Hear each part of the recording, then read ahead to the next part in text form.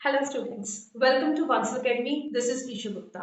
तो आज मैं आपके साथ बात करूंगी केवीएस वैकेंसी 2022 टीजीटी पीजीटी के एग्जाम में आने वाले रीजनिंग क्वेश्चन की। आज मेरा टॉपिक रहेगा उसमें स्पेसिफिकली आने वाली कोडिंग डिकोडिंग टॉपिक पे। ये टॉपिक, इसके साथ इसकी वेटेज और इसके साथ कंसर्न आने वाले कुछ क्वेश्चंस। जैसे कि आपको पता है कोडिंग डिकोडिंग का मैंने अपनी पिछली वीडियो में भी लिंक शेयर किया था कि आप लोगों को कोडिंग डिकोडिंग में से मैक्सिमम एक या दो क्वेश्चन आने के चांसेस हैं। पर वो एक या दो क्वेश्चन भी आप लोग इजीली उसमें से मार्क्स सिक्योर कर सकते हो अगर आपको कोडिंग डिकोडिंग के बेसिक्स, जो ओरिजिनल रूल्स हैं, वो बेसिक्स आपको क्लियर हैं। तो मैं आपके साथ कुछ क्वेश्चंस शेयर करने जा रही हूँ जो लास्ट ईयर पूछे गए थे। तो उन क्वेश्चंस और उनके आंसर्स, उनको करने की टेक्निक्स, ताकि आपको जो आंसर है दैट कैन बी डन, आपका क्वेश्चन बहुत इजीली सॉल्व हो जाए और आपको आंसर्स विद इन सेकेंड्स मिल जाए। Yes, the very first question is, in a certain code, PAN is equal to 31, PAR is equal to 35. What code do you suggest for CAR?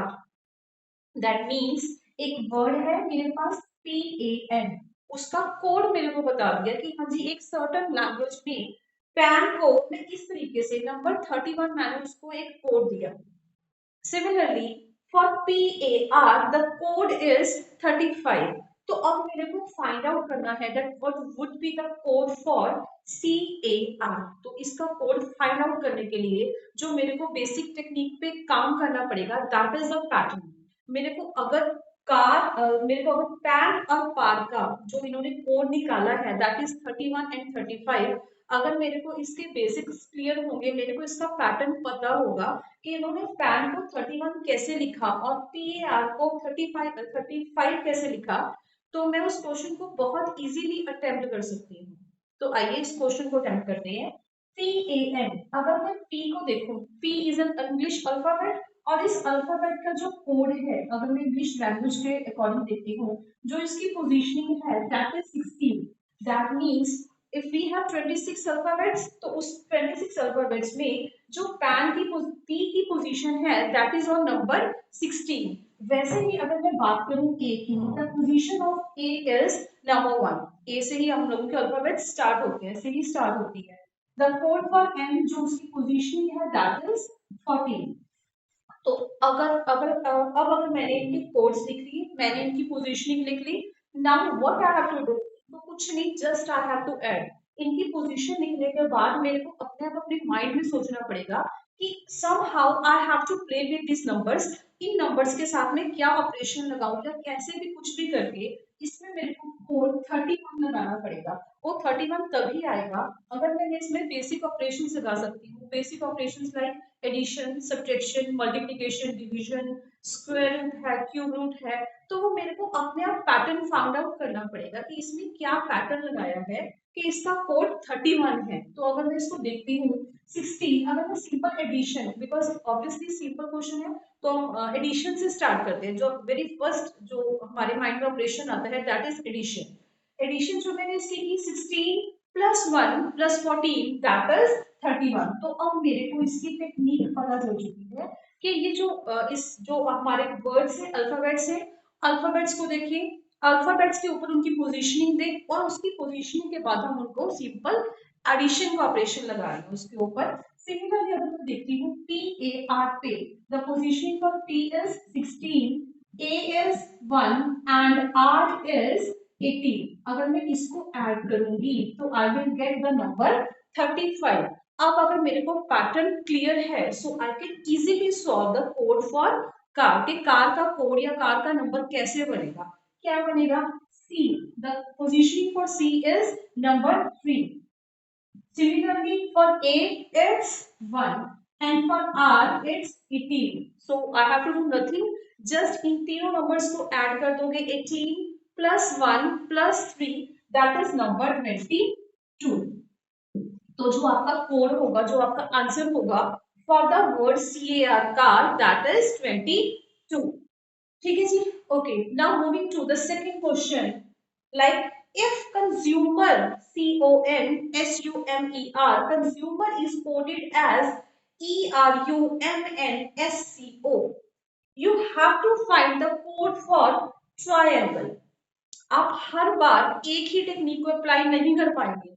अब कुछ students इसमें ये technique apply करने की कोशिश करेंगे कि मे बी इट्स पॉसिबल कि कंज्यूमर का कोड लिखा हो, लाइक कंज्यूमर की पोजीशनिंग लिखी हो, एक एक अल्फाबेट की पोजीशनिंग के साथ प्ले करने की कोशिश करेंगे। बट मैंने पहले भी बताया है, you have to find out the pattern. आप लोगों को पता है कि कंज्यूमर है, कंज्यूमर में एग्जैक्टली इस वर्ड में एग्जैक्टली जितने अल्फाबेट्स हैं, that exactly that alphabets in this. अब आप इन अल्फाबेट्स को मैच करने की कोशिश करें। सी ओ, यहां पे मैंने सी ओ देखा, देखिए सिमिलरली यही पे लास्ट में देखिए मेरे को सी ओ नजर आ जाएगा। इसके बाद एन एस, दैट मीन्स जो सी ओ वाला कॉम्बी था वो यहां पे चला जाएगा, फ्रॉम बिगिनिंग टू लास्ट। वैसे ही एन एस इसके साथ बिल्कुल एडजॉइनिंग है एन एस। मैंने अल्फाबेट्स को चेंज नहीं किया, I have not swapped the alphabets, rather सिर्फ इनकी पोजीशनिंग को फर्स्ट से, और वो भी कॉम्बिनेशन में, लाइक सी ओ एक पैर बना के उस पेयर को स्टार्टिंग बिगिनिंग से उठा के उसको एंड में प्लेस कर दिया। एन एस, वैसे ही मैंने एन एस को यहाँ पे प्लेस किया। Next is U M, U M. अब यू एम जो पेयर था वो थर्ड पोजीशन पे था, अब उस पेयर को मैं उठा के यहाँ आगे इस पोजीशन पे ले आऊंगी। और एंड में जो लास्ट वाला था ई आर, ई आर वाला कॉम्बी एज इट इज आपका कहाँ पे आ जाएगा, एट द बिगिनिंग। तो अब आप लोगों को पैटर्न बहुत अच्छे से क्लियर है कि आप लोगों को कुछ नहीं करना, सिर्फ अल्फाबेट्स का एक पेयर, एक कॉम्बिनेशन बनाना है। उस कॉम्बिनेशन को आपको स्वैप करना है, लाइक बिगिनिंग वाले को लास्ट पे, लास्ट वाले को फर्स्ट पे, एंड सो ऑन। वैसे ही हम काम करेंगे triangle. Just C T R I A N G L E. तो मैं इसमें सबसे पहले क्या करूंगी, I will try to draw the pairs T R I A N G L E. वैसे ही इसमें चार पेयर्स हैं, चार पेयर्स को मैं कैसे प्लेस करूंगी, टी आर डेफिनेटली ये रहेगा बिल्कुल लास्ट पे, T R L E last वाला आ जाएगा इधर बिल्कुल स्टार्टिंग में, एल ई आई ए यहाँ पे आ जाएगा आई ए, एन जी यहाँ पे सेकंड पेयर बन के आएगा, दैट इज एन जी। तो हम लोगों का साफ साफ सीधा आंसर बन जाएगा, that is L E N G I A T R. तो इस तरीके से मैंने आपको इस वीडियो में दो क्वेश्चंस के थ्रू ही बताया।